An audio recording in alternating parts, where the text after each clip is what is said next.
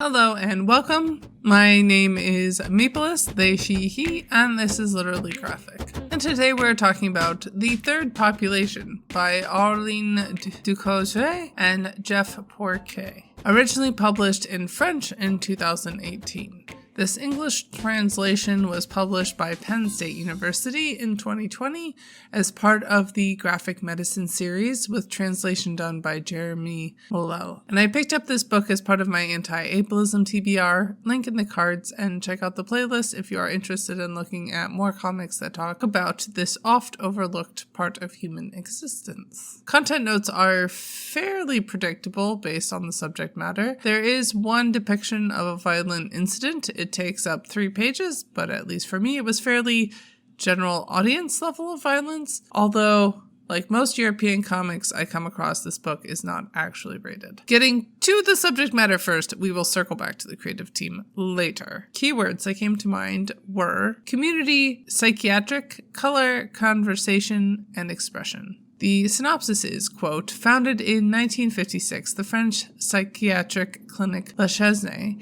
is an open and welcoming facility that houses about 100 people of all ages. It provides traditional forms of care for people with serious mental illness, but it does so in a uniquely supportive environment where patients and caregivers participate equally in the day-to-day operations of the clinic. The driving force of La Chesnaie is the Club, a nonprofit organization serving as a liaison between the clinic and the outside world. It arranges cultural and recreational outings for the patients, as well as activities like concerts and exhibitions that bring the public to La Chesnaie. As a result, days at the clinic are quite lively and never routine. Author Aurélien Ducoudray and illustrator Jeff Pourquié immerse themselves for a time in the culture of La Chesnaie. Like everyone there, including the patients, supervisors, and caregivers, they took part in the daily chores of the clinic, cooking and cleaning. They participated in group events and even led a comic workshop to teach the residents about their craft. The Third Population is the engaging, inspiring, and often poignantly funny result of this project. The Third Population is a sensitive and uncompromising portrayal of daily life in the singular psychiatric health facility, where patients are encouraged to build human relationships in spite of the difficulties that mental illness can pose. As the supervisors and caregivers take part in the daily activities of their patients, differences are erased and empathetic bonds are formed, with the result that sometimes it is difficult to distinguish the patients from the caregivers.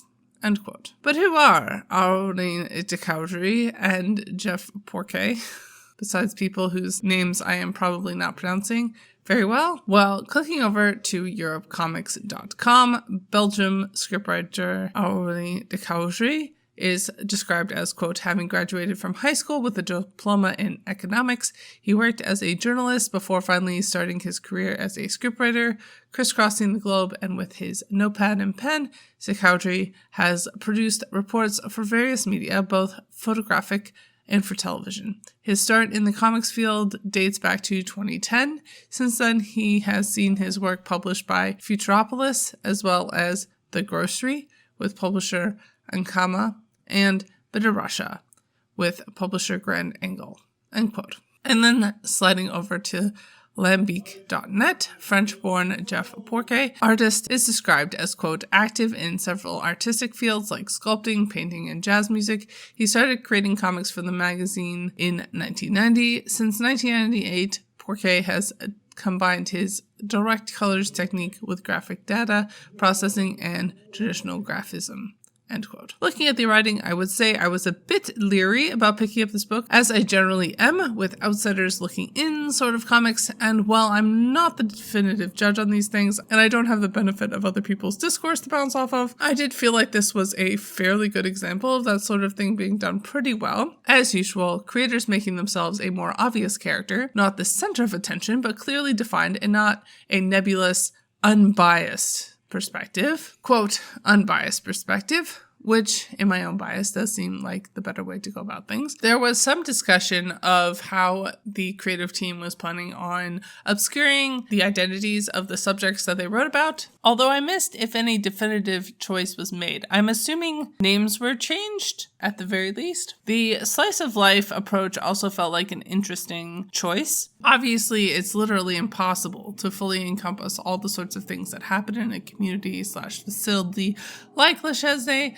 so it was good to see so much diversity, and I liked how outspoken people in the book were about the diversity of life in and around Le Chesnaie, always pointing towards more understanding and less judgment. Living an ocean away and reading this as a translated work, I'm not sure if all the boxes and stereotypes were avoided in total, but it seemed like they did to me. The art was also pretty interesting. The style fluctuated a lot, but in ways that felt like they accentuated the story being told. A dynamic, but easy enough to follow. I was a bit surprised by how fast of a read it turned out to be. Looking at the different types of representation, obviously when it comes to nonfiction, these things can become a bit more limited. Ability and disability are obviously pretty central to the narrative, at least of the mental kind. Otherwise, I was left wondering a bit about the physical accessibility of the facility. Not that we have that all figured out on this side of the pond. It was interesting as a reader that when we finally do get to the term, the third population in the book itself, it is explained to us that the third population is